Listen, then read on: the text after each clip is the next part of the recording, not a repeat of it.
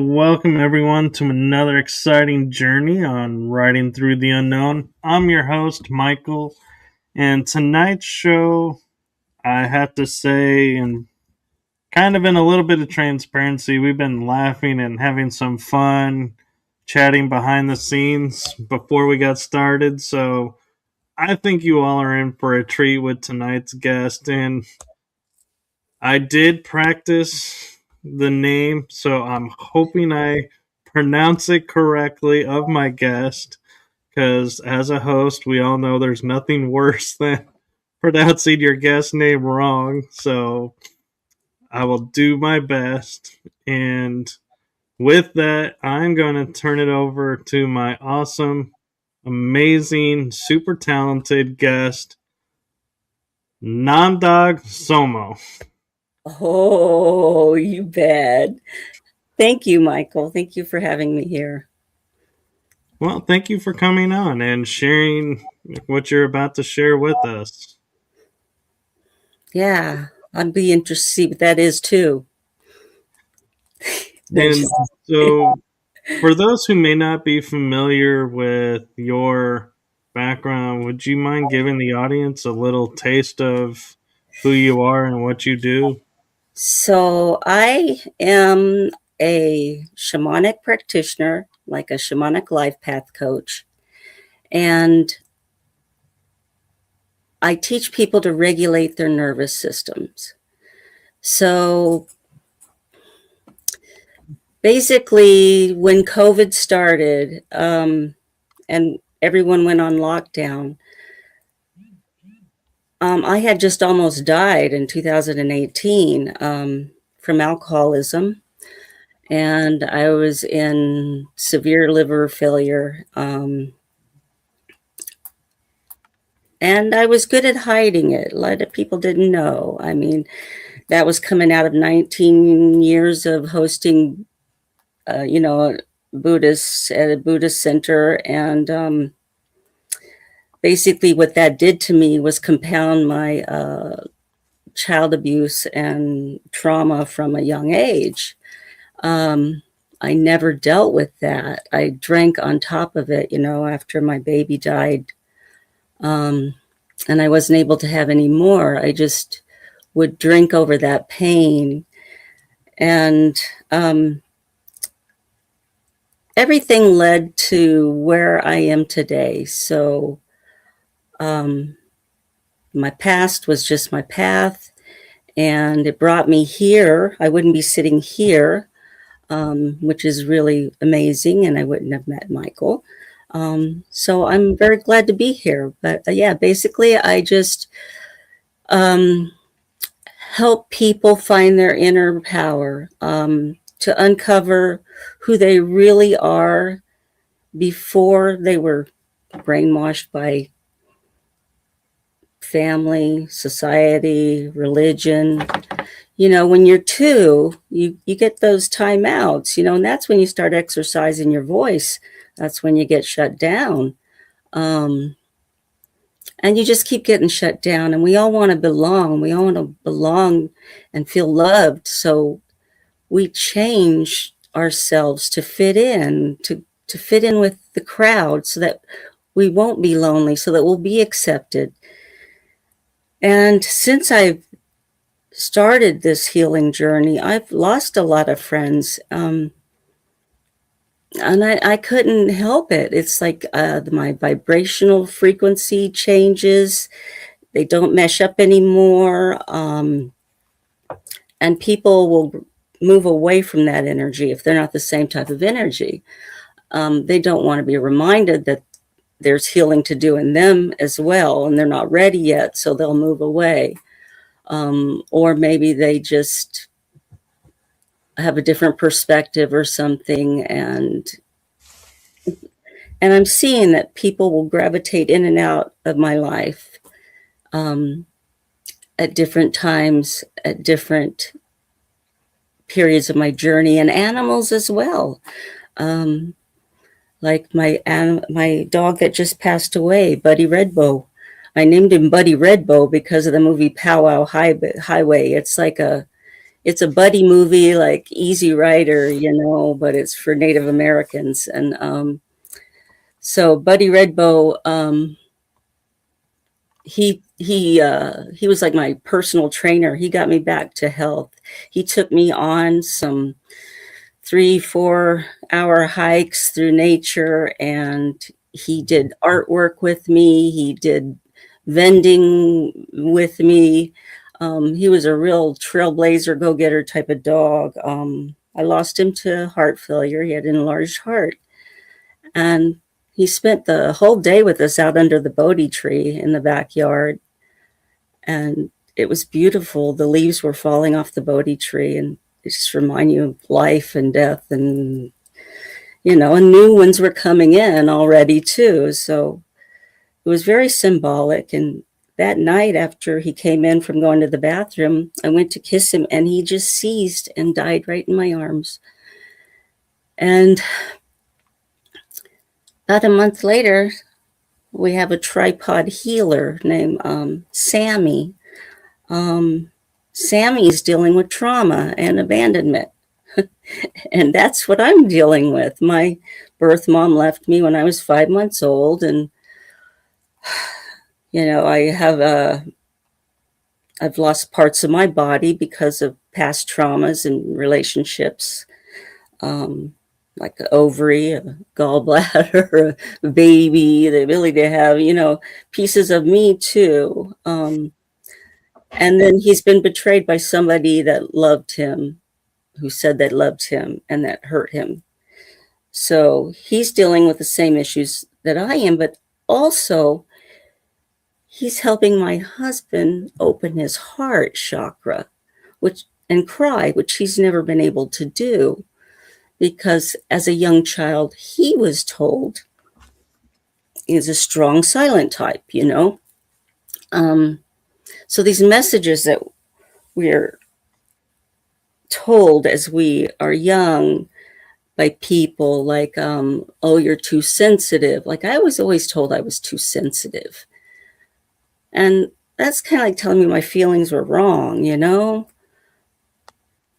And I am sensitive. I'm an empath. I can soak up I have to make sure that I have a protective energy field around me when I go outside, and I have power animals. I can, my middle world power animal, if I want to shapeshift into him to give me sense of confidence, because from 5 months on until, in the hospital, I was sexually abused when I was dying in 2 different of the hospitals. And I thought that when I married my third husband, who was a sweet, wonderful guy, that I would never get attacked like that again, but it happened. And they lied and said that he had drugged me and to keep him away from the hospital, so I couldn't tell him. So we were both dealing with this type of betrayal that we're trying to work through, but it's brought us even closer together. Me almost dying's brought us even closer together. You might say the first part of our relationship was codependent, so since 2018, I figure that's how long we've really been married, because we've really been seeing each other and not our idea of what we want the other to be. We've not been expecting the other person to heal anything in us. Now we're taking control. I'm looking at my inner children. I have like 5 or 6 of them in there, different ages, that are screaming for attention. So I like to do like inner family system type improv, drama therapy, stuff like that, because that's kind of like a form of hypnosis. And that you don't know what's going to come out. Like you have a certain scenario, you're like, okay, this person said they're going to show up and pick you up at so-and-so time, but they didn't.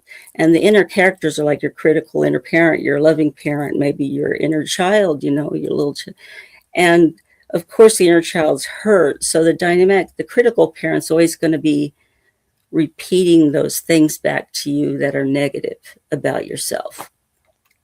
And what you got to do when that happens is tap into your loving parent. Your loving parent is your higher self, and you got to give those inner children love and good talk, and everyone needs to remind themselves how powerful they are, because we are born like shamans until we get all that layers of film, false beliefs, dogma,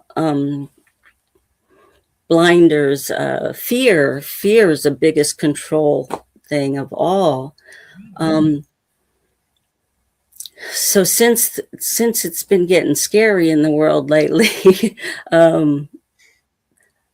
I've stopped cooking and baking cookies and cooking for Buddhist communities and stuff like that, and cooking for AA and all that.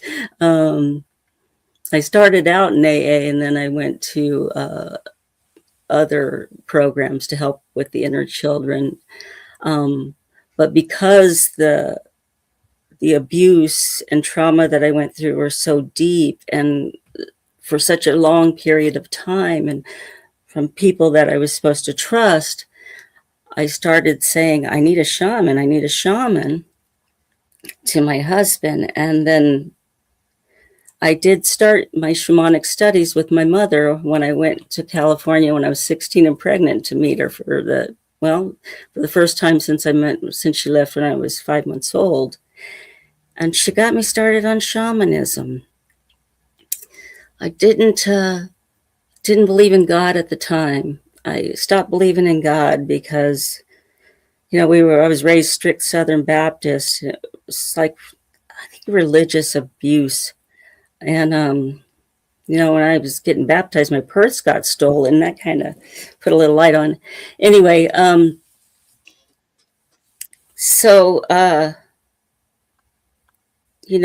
within a year, and I was young, so 5 people died, including my grandfather, who killed himself, shot himself in the head, and my brother and I found him. So I was just like, there's no God. But, my mom, when I went to California, she'd give me this crystal, not this one here. This one's just my smoky quartz. But she gave me a little crystal, and her spirit animal was owl. And so I named it Owl, but I laughed at it. I thought it was silly, because I never heard of crystals and stuff like that. But I was like, sure, okay, I'll put it in my pocket. She's like, carry it with you wherever you go. And so one night, it was August 1986, I'm walking with my friend up in Matilha Canyon in Ojai.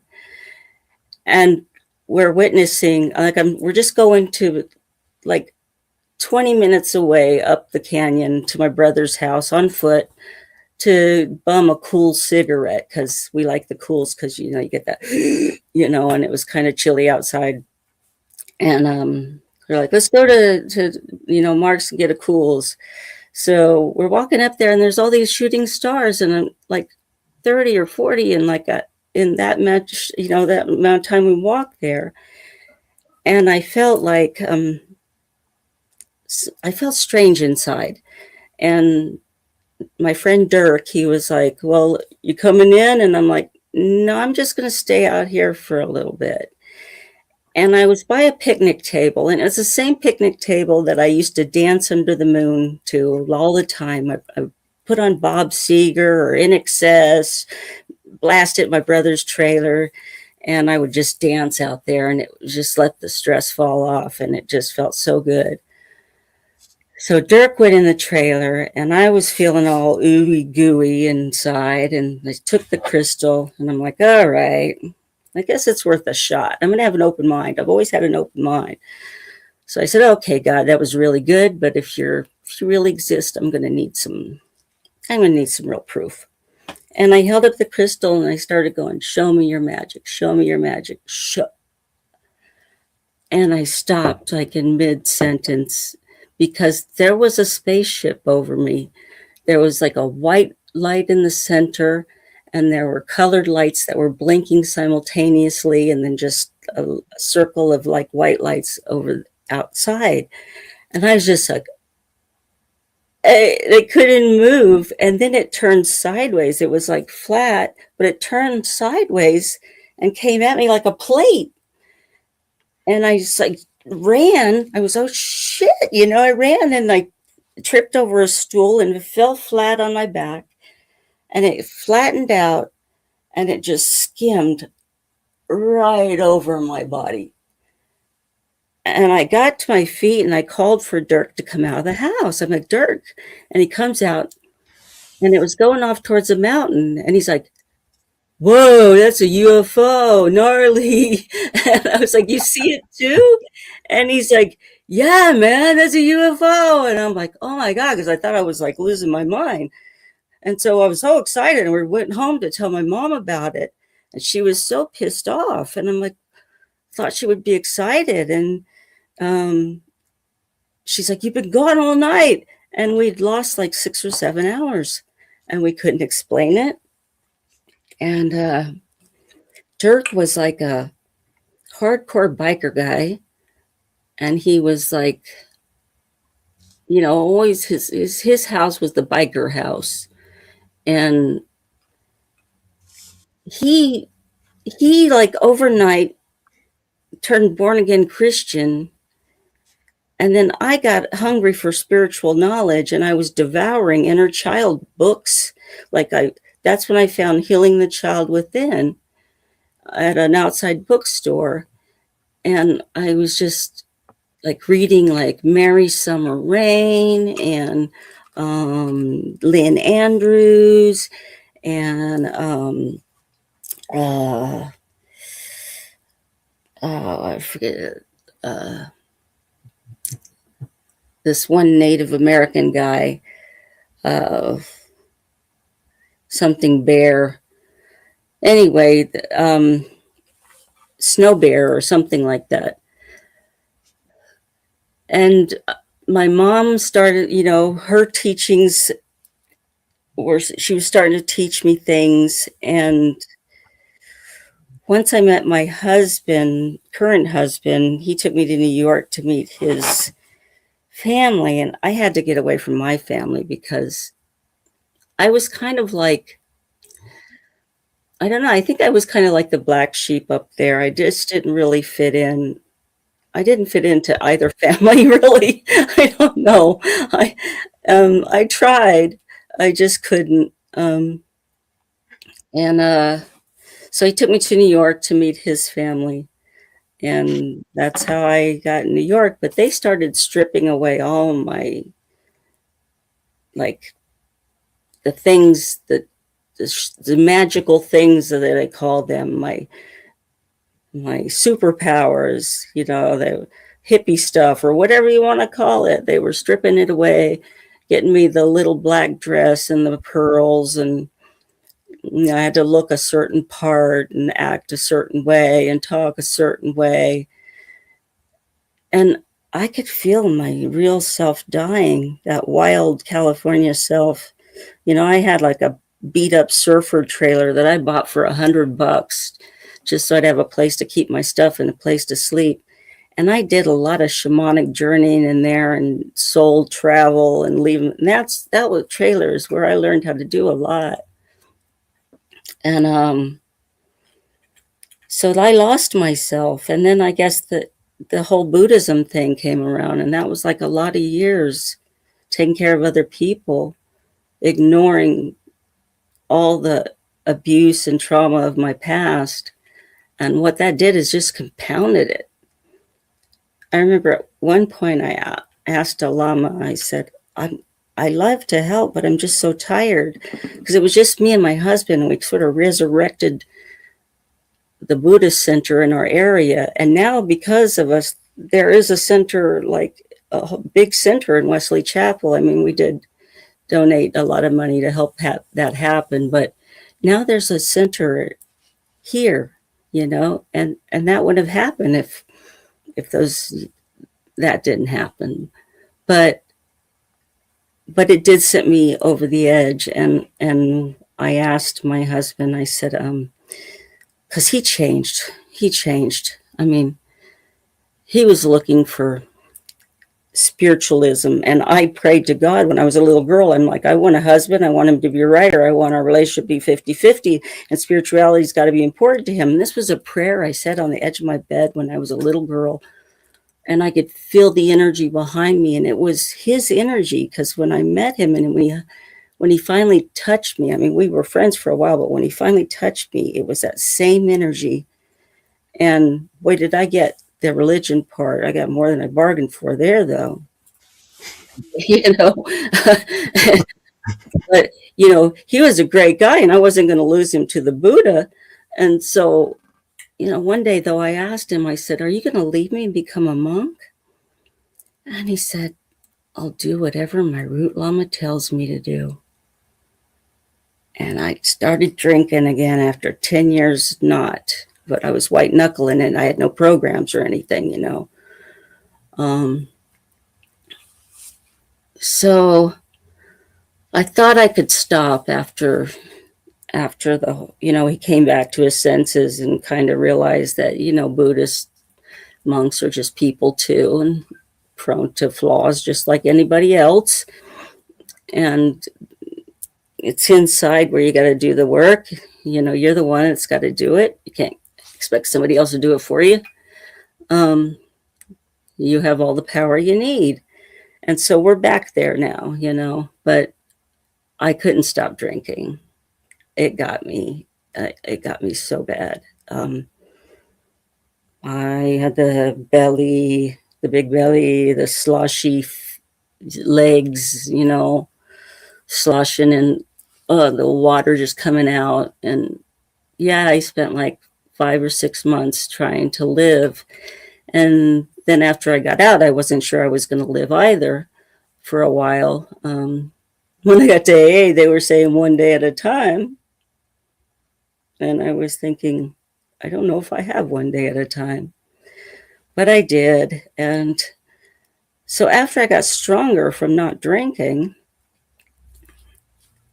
then it was time to work on the inner child issues and all that. And, I got to that point where the words just fell off. Talk therapy wouldn't help. And I knew I needed to do a deep dive, and I've been deep diving ever since. And I said, well, if I'm learning this right now, there's got to be other people that want to learn it too. So I started writing articles and I put them out. I will have to say it's divine inspiration though, because I don't know what I'm going to write about. It just hits me in the head, like all these shamanic masks. I just got visions of them, and they just kept coming. And now I'm surrounded by shamanic drumming masks, and I don't know what to do with them. But when spirit talks, you listen, So yeah. So I made it, and who knows? Maybe somewhere down the line, something's going to happen with all the shamanic drumming masks.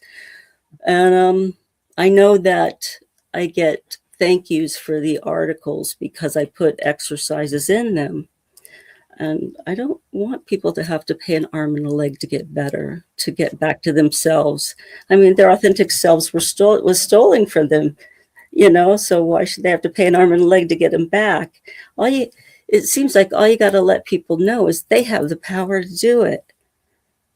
Just follow some and believe that they have the power to do it.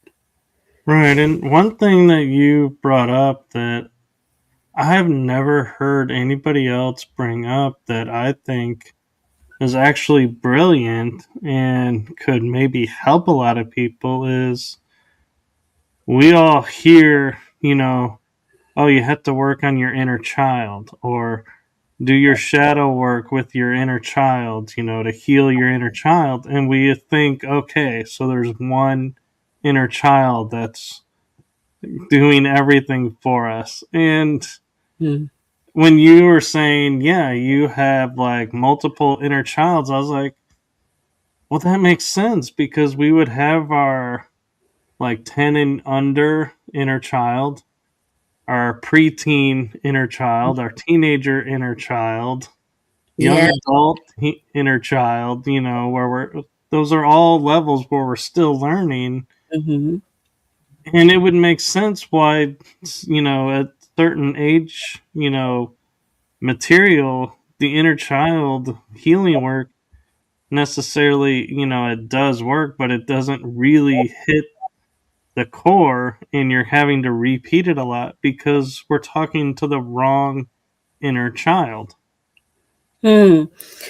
Well, I think it's different for everybody, but for me, it's I had certain traumas when at the prepubescent age. There was a lot of ages that got hit.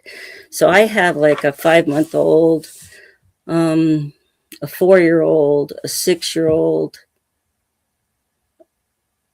a 9-year-old, 11-year-old, and then the teen, the 16-year-old that lost the baby. The teen that's your anger. The teen is usually your anger. When you're angry, that's the teen. When you're sad, it's usually one of the little ones, And when you're talking badly about yourself or down on yourself, that's the critical inner parent. And when you the loving parent is coming from your higher self. So everybody needs to tell the critical inner parent to work with the loving parent, because she's given the inner children what they didn't get from the parents.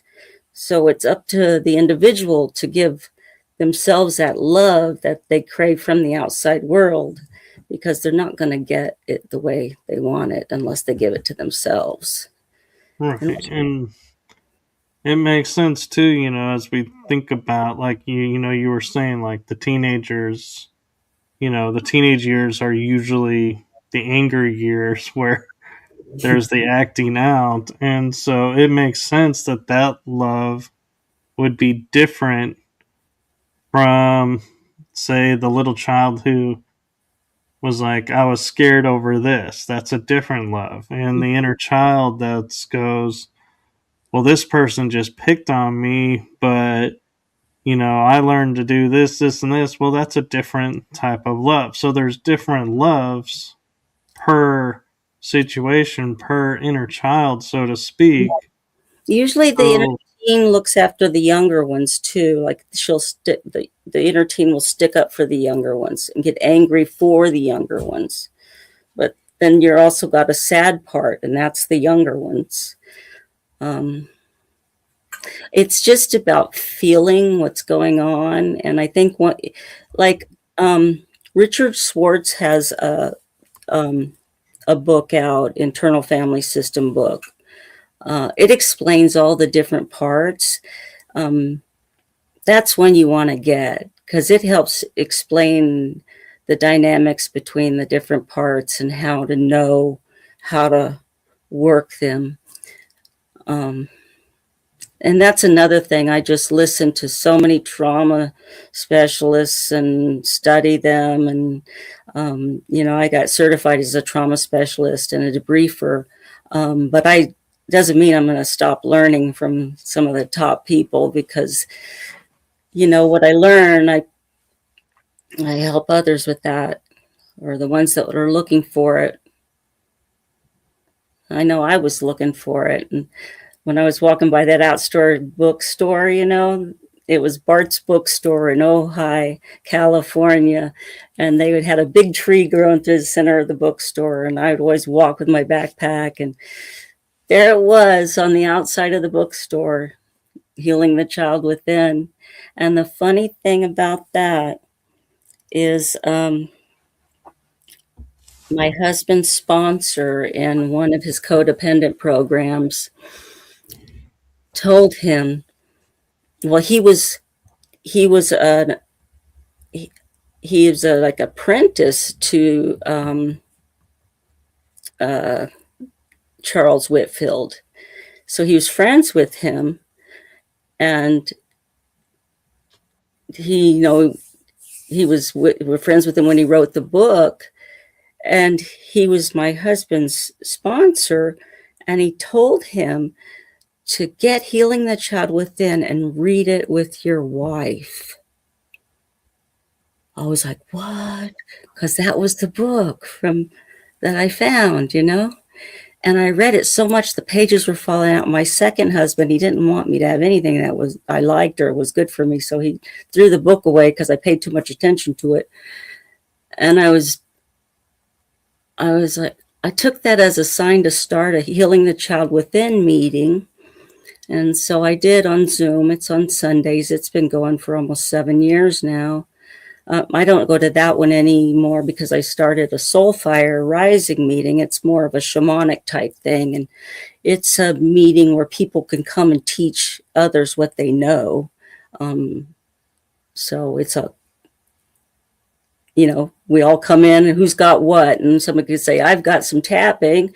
Somebody could say, I've got some chakra balancing. And then we vote on what we want to do that day. Or somebody could say, I want to dance. And then we'll all dance, It's like, it's just that kind of meeting where we just, yeah. And, Yeah, that sounds really cool. And I'm kind of curious with everything you've gone through in your life. You mentioned in your bio about working in collaborations with beings of light. And so I wonder if you ever sat back and looked at everything you've gone through in your life and go, this has led me to be able to do this and make this possible, or do you just view everything as in sequential order and it's all still just leading to something?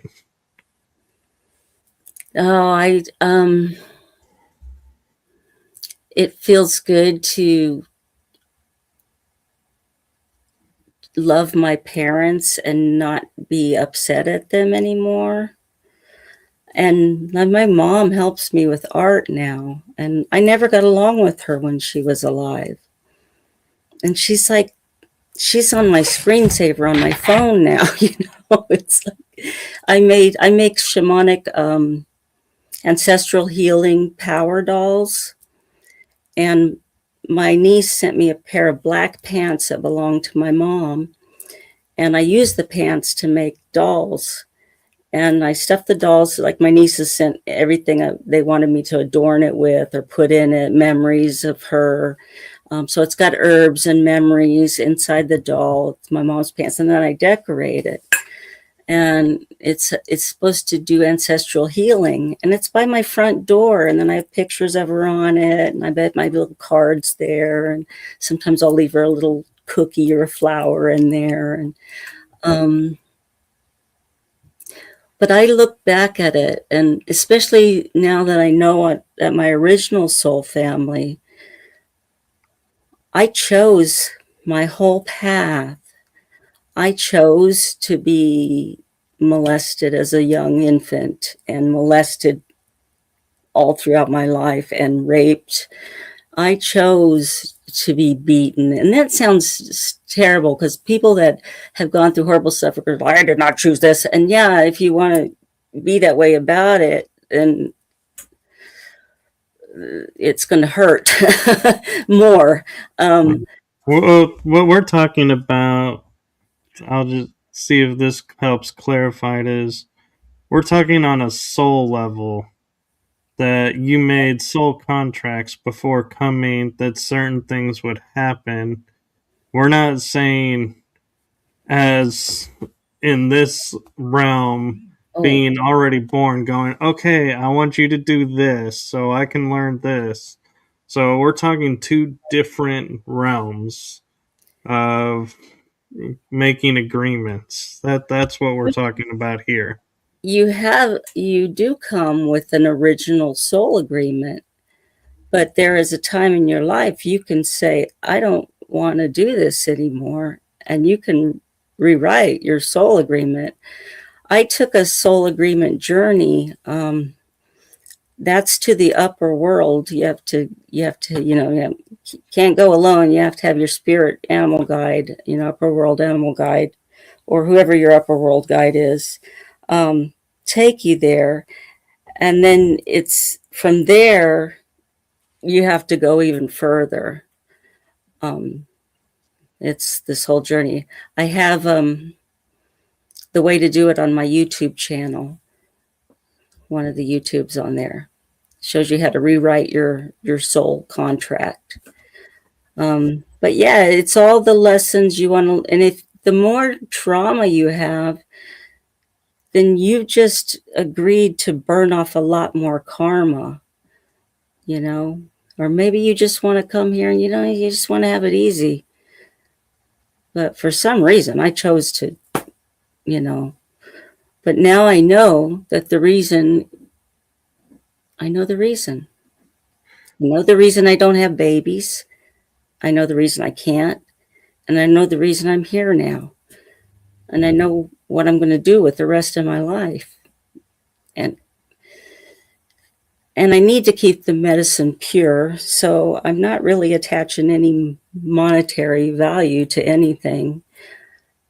Because like I said, we didn't have to pay to lose it. We didn't have to pay to get abused. We shouldn't have to pay to get our authentic selves back. We didn't pay to lose it. Mm-hmm.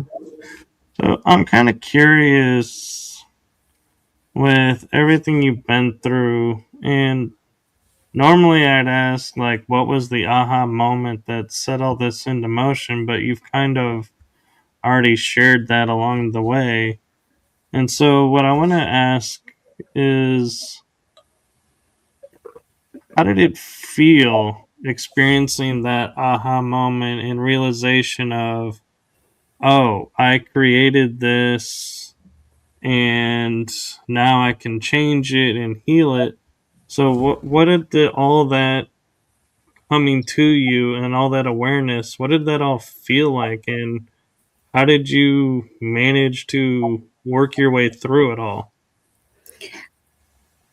I'm still working my way through it, little by little, because it's just gradual. I mean, and it takes a lot of patience. I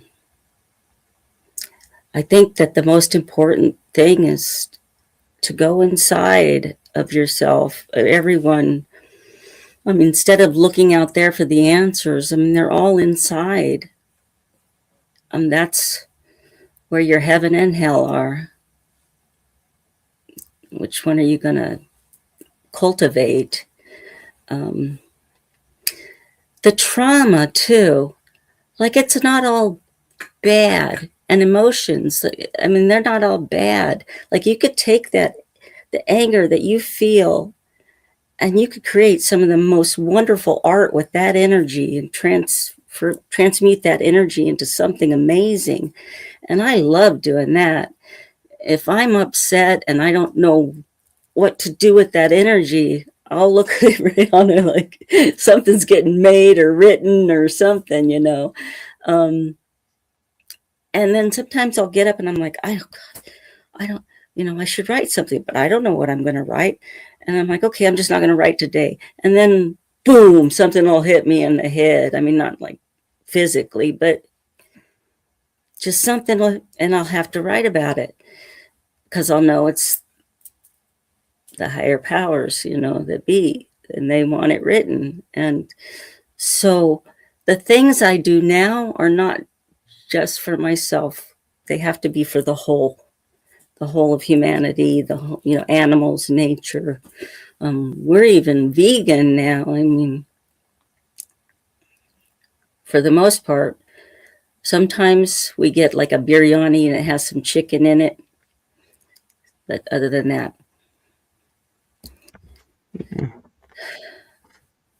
So what got you into the path of qigong?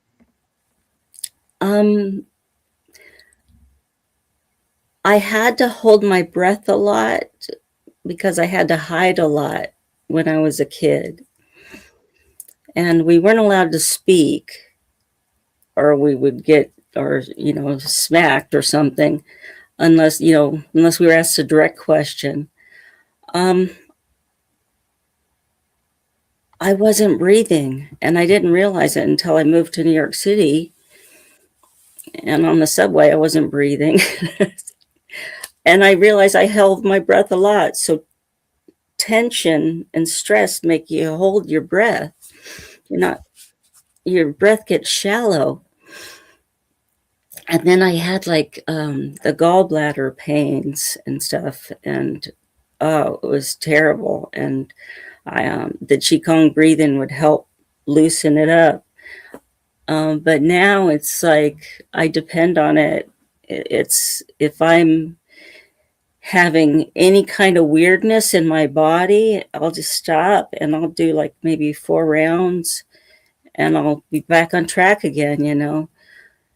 Um, it's it's the best tool in my arsenal. I would have to say it's the basic. Yeah, got to have it. Yeah. And one thing I'm kind of looking at and trying to think about it and noticing your journey and your awakening and awareness and everything. I keep going back to that moment where you were spinning the crystal and this UFO was above and you had the missing time. Do you think that something happened, not necessarily in the missing time, but when your perception became aware of the UFO?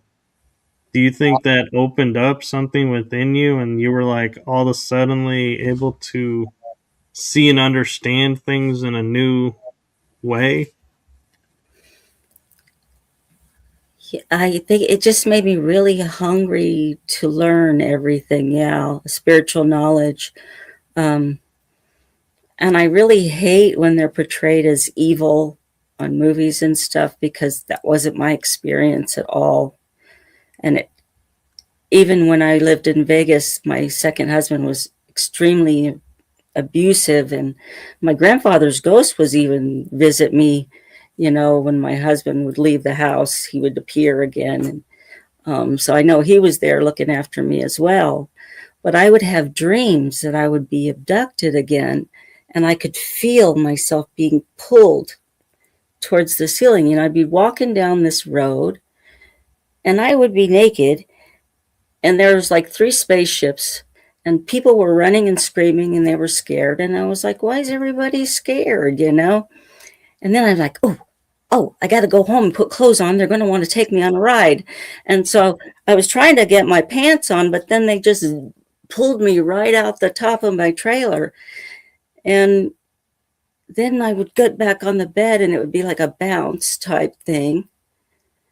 And I'd wake up and I'd feel so much better, because he he was so abusive, and I was out in the middle of the Nellis, outside of Nellis Air Force Base, in the middle of the desert, and with this guy in a trailer park. And he kind of chased away all my friends and family, and I was out there when I didn't know how I was going to get away from him. And I was having nervous breakdowns, and they would visit me, and when they would leave, I would feel calm and at peace. And I prayed for them to God. I prayed to him to get me out of there. And it just happened so fast one night. Like we were supposed to go camping, and then he came home, and he, as usual, he throws his tool belt on top of my typewriter, and he's like, we're going out to have a picnic in the desert with some guys I'm working with. And so we go out to the middle of the desert, and there was like a big full moon. It was like reddish, and there was a pen full of these baby pigs.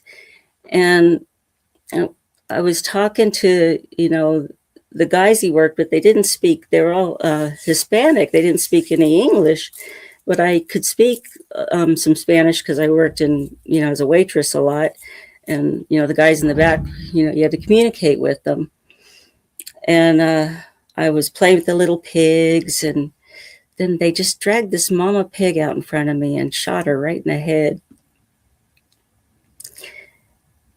and right at my feet. And I walked up to her head, and her eyes just locked on me.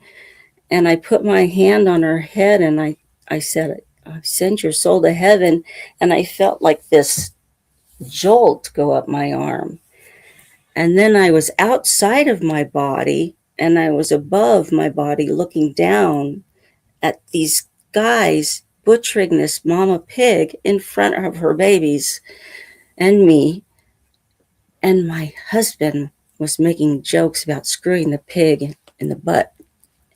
And he had the knife in his hand. And I was like, I can't believe I'm married to that. And I don't know how long I was out of my body, but then I got jolted back in because he pushed me from behind and he told me to get in the truck. And I was just like watching that big full moon all the way home. It was like right on the side of the car. And he gets home and he just goes to sleep. And I'm like looking for, yeah, I mean, weed. I'm like, yeah, I can't go to sleep. I was like all, nee.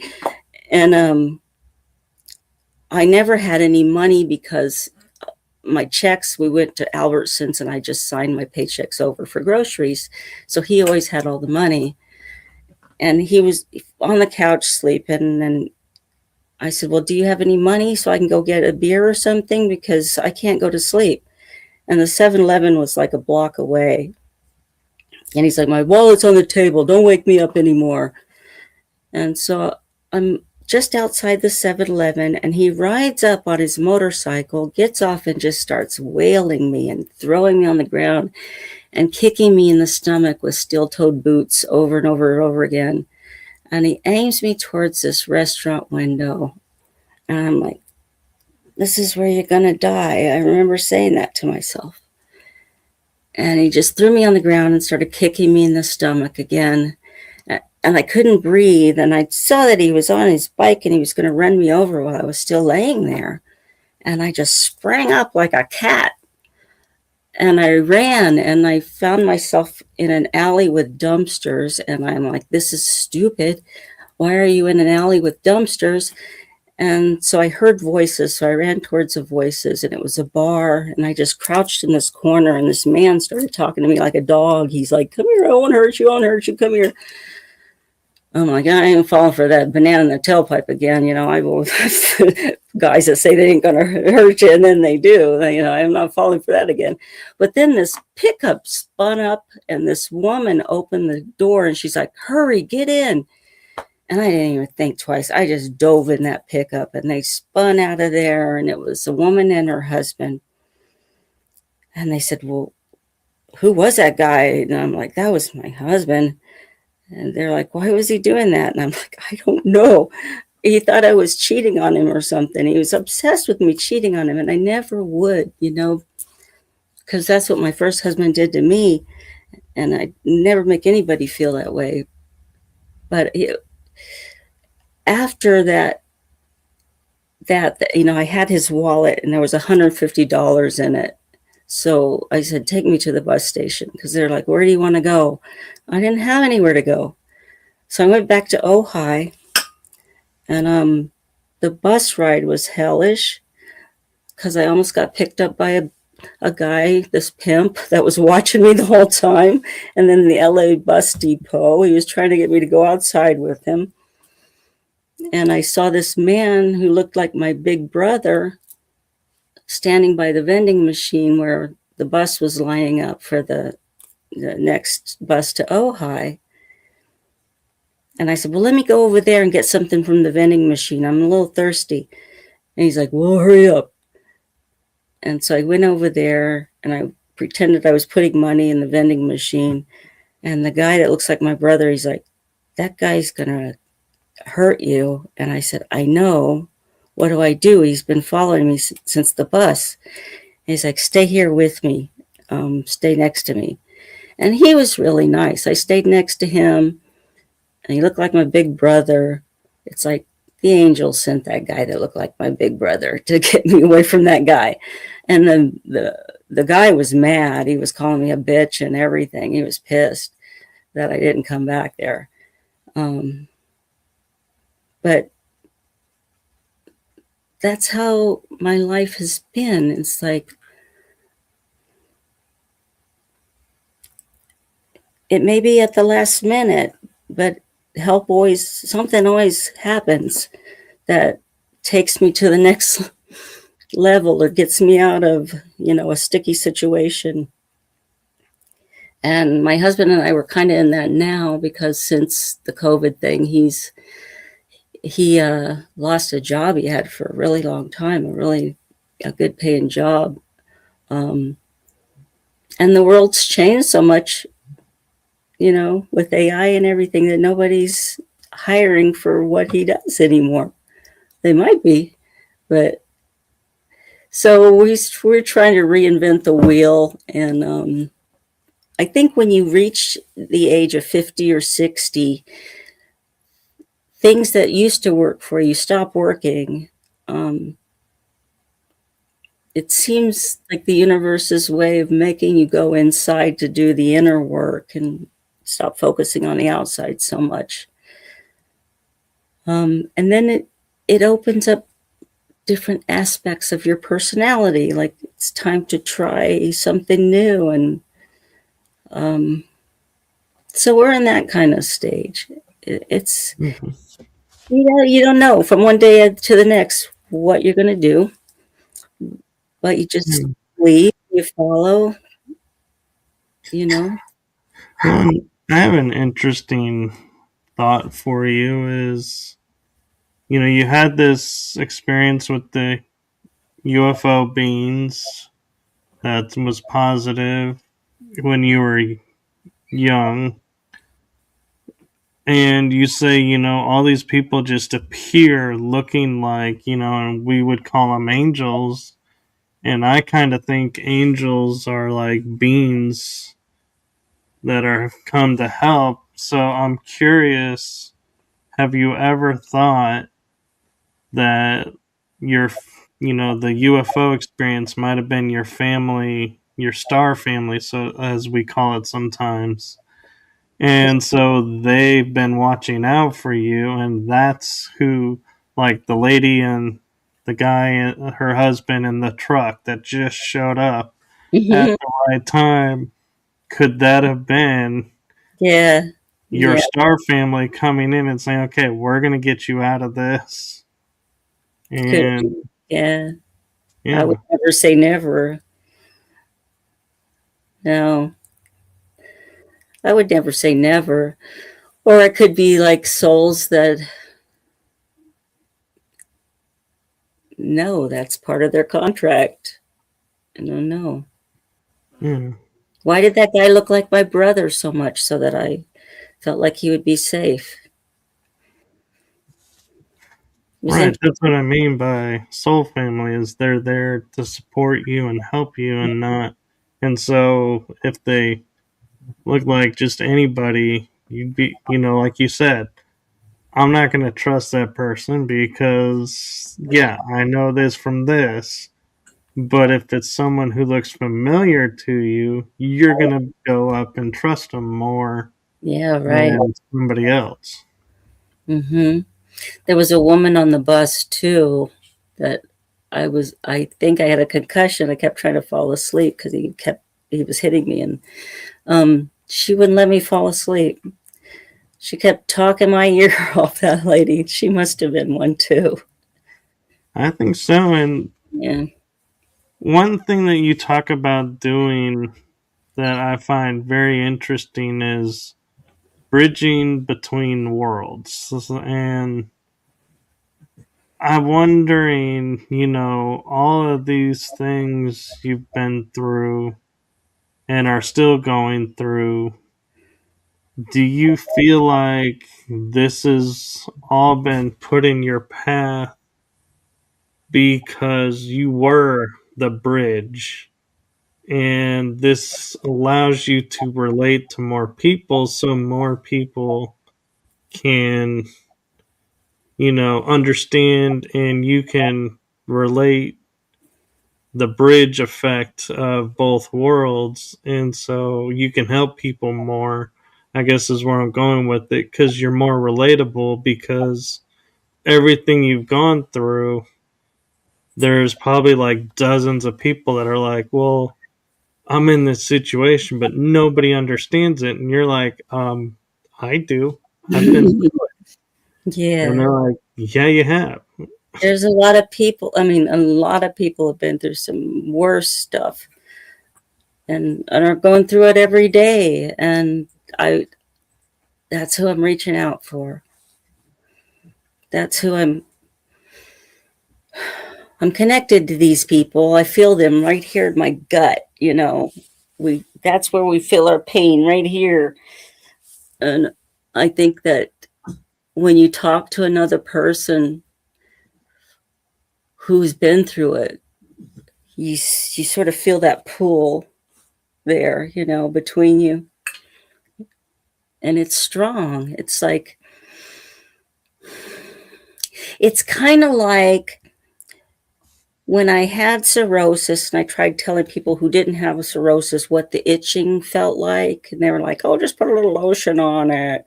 They didn't understand. Nobody knew what I was talking about. But when I went to the cirrhosis Facebook groups and I talked about it, they're like, oh my God, isn't that terrible?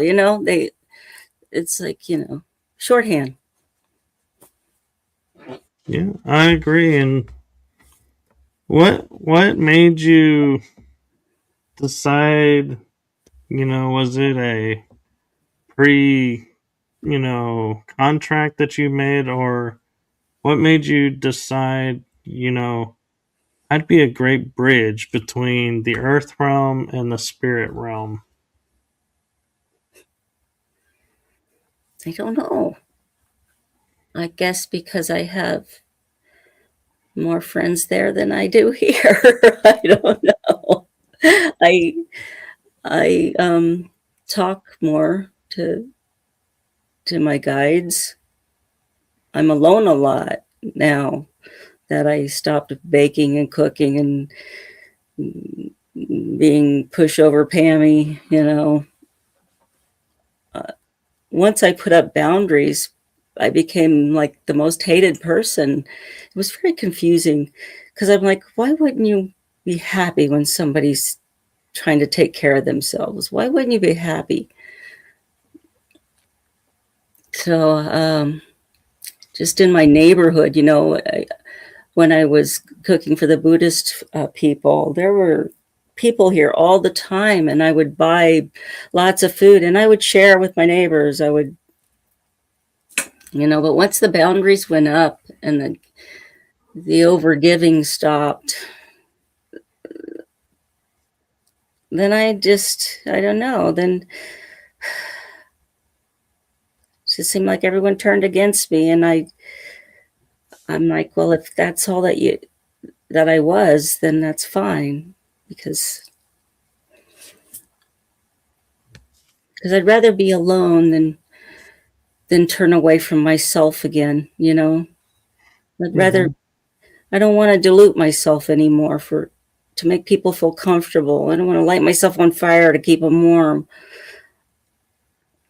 I want to be true to my feelings for once in my life and feel what it feels like to actually live from your authentic self, and what it feels like, what before I die. To think that I almost died and I didn't get to do it, it's like, wow, take all that with me. I would have taken it all with me, all of it. I had to come back again or something. I think my guides and your guides are talking, because I was having a question for you that dealt with authenticity, and you just said your authentic self, and I was like, oh yeah, you guys are talking.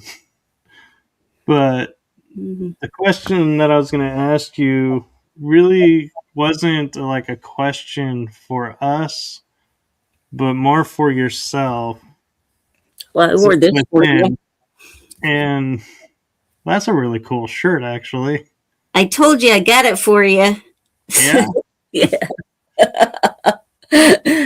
Yeah. I like it. It's Sophie. Yeah. I'm sorry. Go ahead. Well, actually, this is all perfect timing, because with the mood you're in now and, being your authentic self, I'm curious, what would you go and say to your earliest self, knowing that that would impact everything going forward from where you are today, with all your authenticity, your self power, and awareness that you now have? Is there something that you would say to your youngest self? I would tell her that um,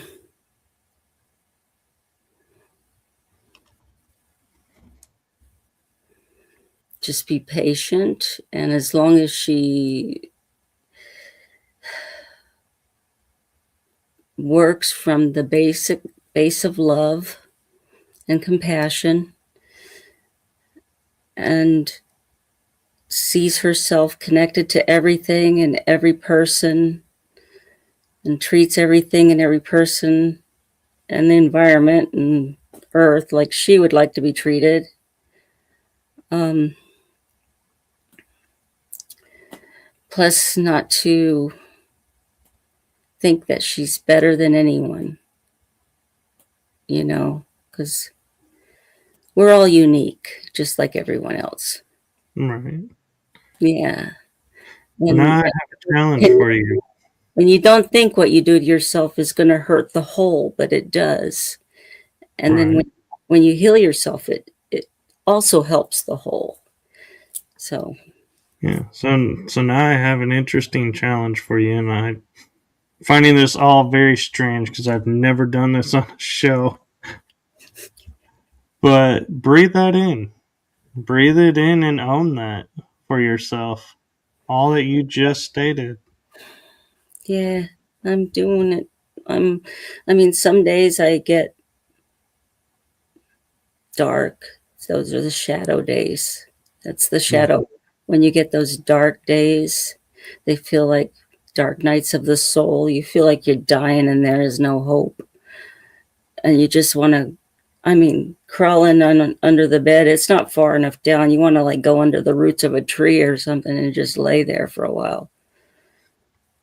But Yeah. it's an initiation and you come out stronger. Um, so I'll probably be going through that, but I'm noticing that I'm going through it less each time, and I'm getting better at. I think I'm just getting better at getting through it and understanding it and knowing how to help myself. Whereas before it was like, wow, it would, devastate me. Yeah, I didn't know, but now I know, and I get really negative. So it's like, okay, I'm not writing today. I'm not cooking today. No sharp tools, no machinery. I'm in the fetal position and I don't eat either. And I barely drink anything. And I don't know what it is. It's just pain that comes bubbling up from God knows where, from ancient history. Can't even put a name to it, but you have to honor it because you pushed it down and ignored it for so long that it's trying to come out. And so I sit with it and I roll around with it and I scream and I cry and I sleep and before you know it, I'm out playing with the dog and it's over. And I got a good article or something. Well, there's always light and hope that comes out of every situation, whether it's dark or light. And I try to so, make sure of that too. I try to make sure that there's some good that comes out of something.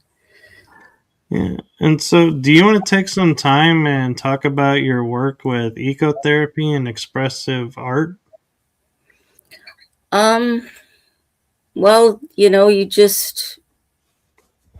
you can use any form of art that you want. I mean, clay or paint or I've been painting rocks.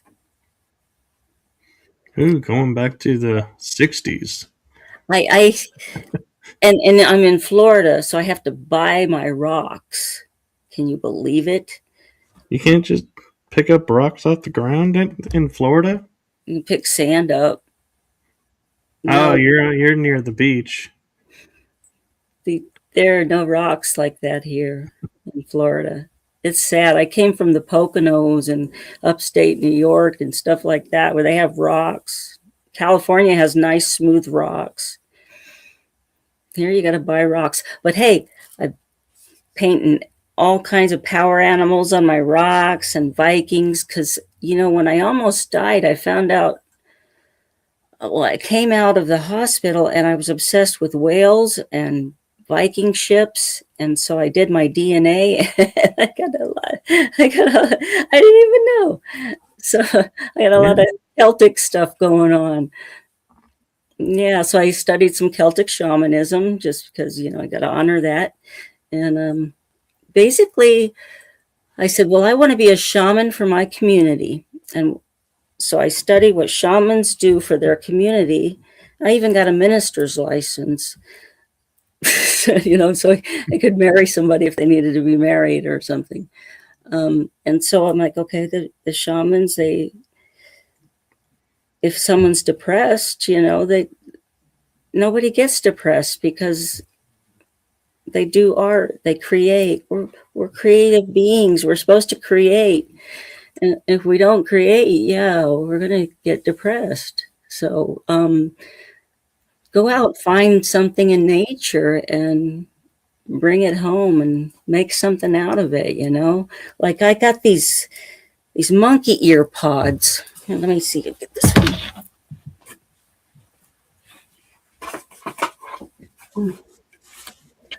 You could see her.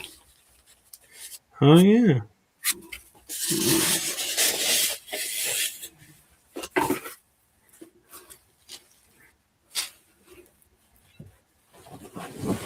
Okay, hello. So these are monkey ear pods, and they're from a tree in the park. And I also Okay. have them in the car because they got seeds in them, and I use it for a maraca to keep my cattle dog occupied so he doesn't get bored because the red lights last forever. So this is a shamanic drumming mask. That's really actually kind of cool and kind of reminiscent of the masks like you would see in the medicine men in some of the indigenous tribes. Yeah, I've got a lot of masks around here. There's Which a I have an interesting question this and is your opinion on when we're done with these. oh, we're dead. They're all over. No, you can talk about them. I didn't want to cut you off. I just Yeah, I was just showing you that you can make stuff with nature. See, and yeah, that used to be a mouse, I guess. I had to get that off of SD. that's that's amazing what you do with those. Those are really beautiful. And I have so many, but yeah. So this is to obscure vision, so they go into a trance. So they don't really need drugs or anything. They just the drumming and the sound of the drumming and the tone put you in a trance. Like my dog was so restless yesterday, and I just started drumming, and he went fell right to sleep. But this, if you want to have like visions and stuff like that. Anyway, so it was like crazy. It was like I just kept getting visions and visions and visions of next one, and I would finish one and another vision would come, and I'm like, oh my god. And so I've got them all over the place.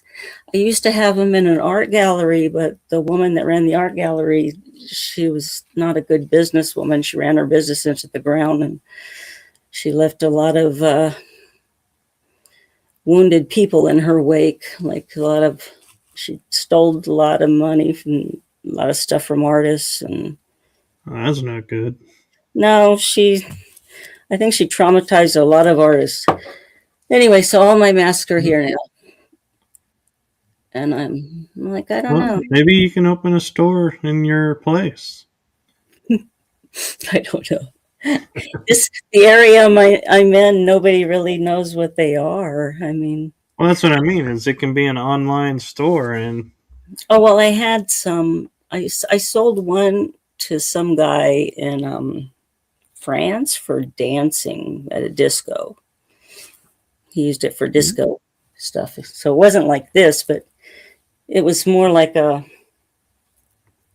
I don't know, tie beanie type with the fringes, and I had like, it was beaded out and stuff. yeah, But they don't really know what they're for. I mean, around here, they're like, oh, they're nice, but I don't know what they're for. or whatever you want them to be. Well, I figure this, the spirits told me to make them. My beings told me to make them. So maybe I just don't know what they're for yet. Because sometimes you have to wait, a long time before you know what something's all about. Like having Or like years later going, oh, that's what that's about. You know? it could also be, they're waiting for you to put it online, and somebody, say in Germany, is going, I need this, and we'll see the mask and go, that's the missing piece to what I need. And that's, what I'm they're thinking, for.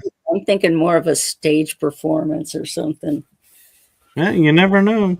Yeah. Everybody will see it in a different light. And so, Yeah. I mean, I did have some of them online, and I don't know. but It's kind of a pain trying to sell stuff online. it is. Yeah. But And so, those vending days, and it's just me. I'm a little person. I had like all this vending stuff to break down and set up, and when you're in your 60s, come on. yeah, life should be simpler. Yeah, life should be simpler, especially when you get to be like, I had like, I think it was called a sweetheart sale, and I had a vendor booth, and I had my red straw cowboy hat up there. But when I was breaking it down, my husband was at a poetry read, in charge of the poetry reading. So I had to break it down, and I couldn't use the side door that I used to get in the mall. I had to push these things all the way across the mall. And the only friend I had, well, they were well in their 80s.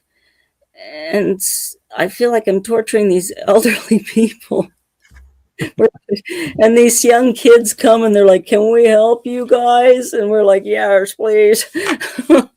So these young, and then I decided I wasn't doing vending anymore because I'm not torturing my friends like that. Yeah, no, I understand that. And so, I have an interesting perspective type question for you. And I don't know if anyone's ever thought about or asked this, but being shamanic trained, we view, culturally, each tribe had one shaman medicine man for the tribe, and he would take care of everyone. But who took care of the shaman? He took care of himself.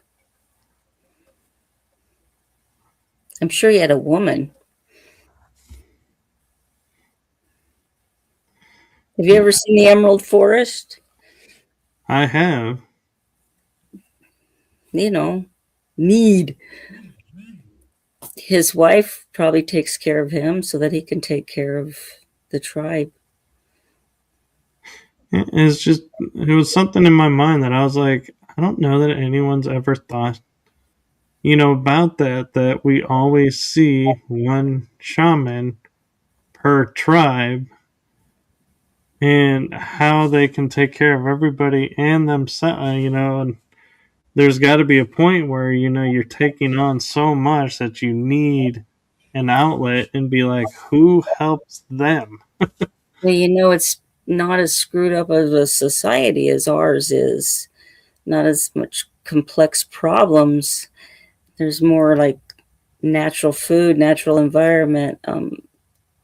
They do things like they make things, they sing, they dance. Singing and dancing please the spirits. That's prayer, singing and dancing.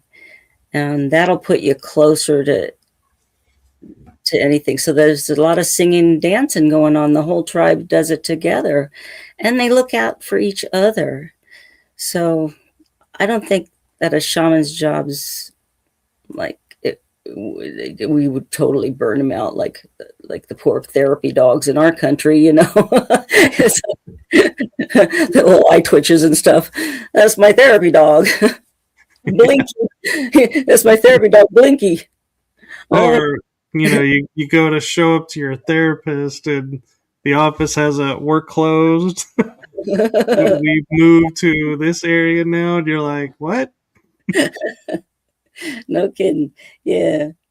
So, yeah. So I think that kind of life, they look out for. Now we're all separated, and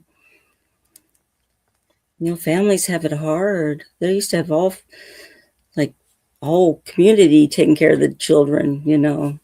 Now people with kids, I don't know how they do it. Things are so expensive. Oh yeah.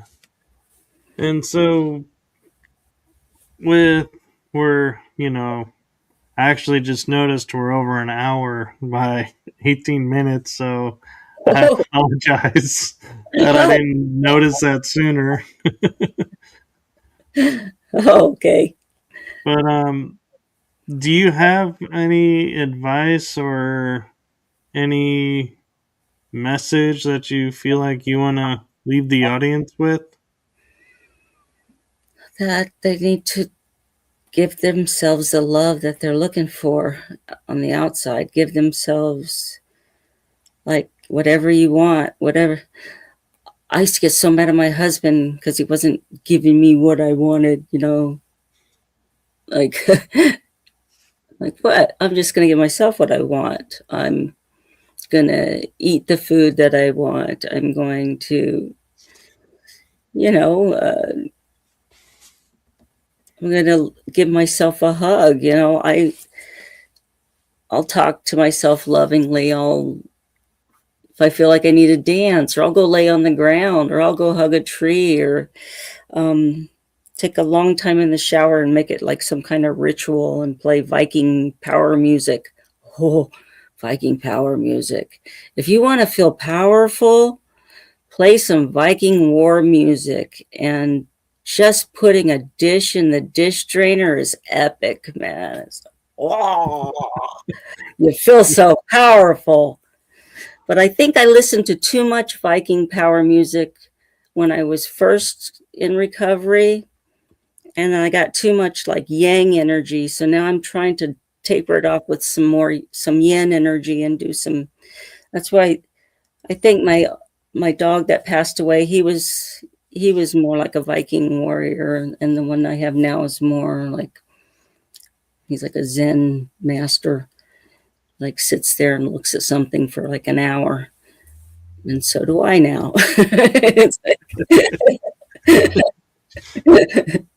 So we're tandem healing together. Yes.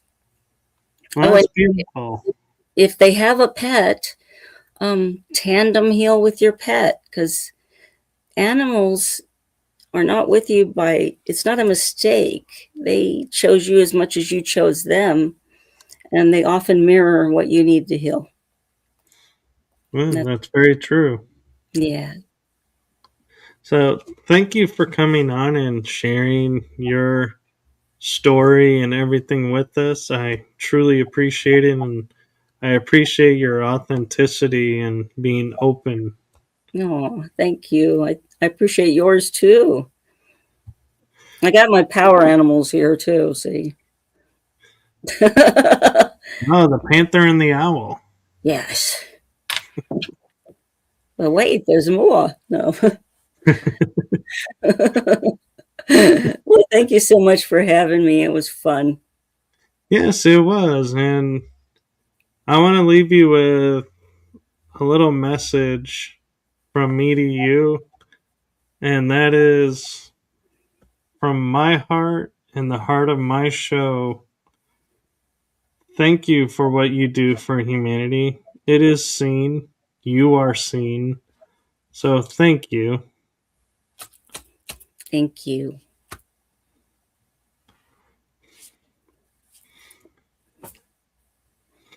Yeah.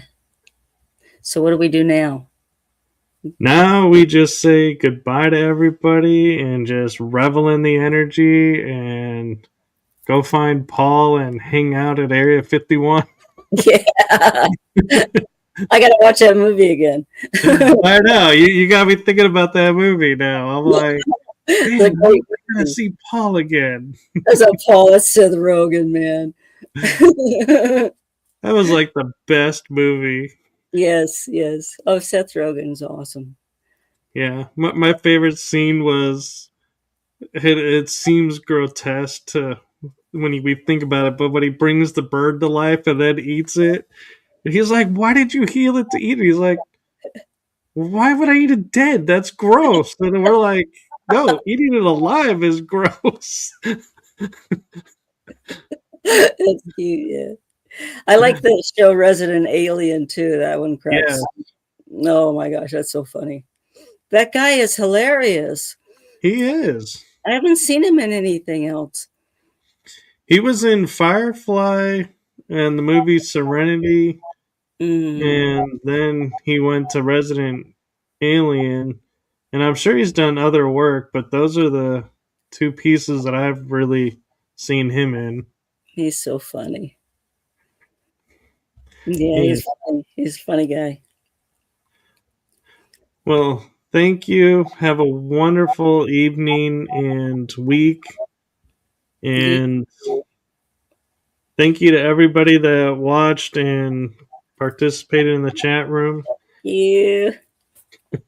So, with that, we are going to say goodnight and blessings to you all, and may hope guide your days. Are you going to beam me up from here, or do I wait for Scotty? Oh, if you can get a hold of Scotty, you give me that number. I got friends who can get a hold of Scotty. He's called DJ and Shinny Penny. All right. Thank you. All right. Thank you. Bye bye, everyone. Bye.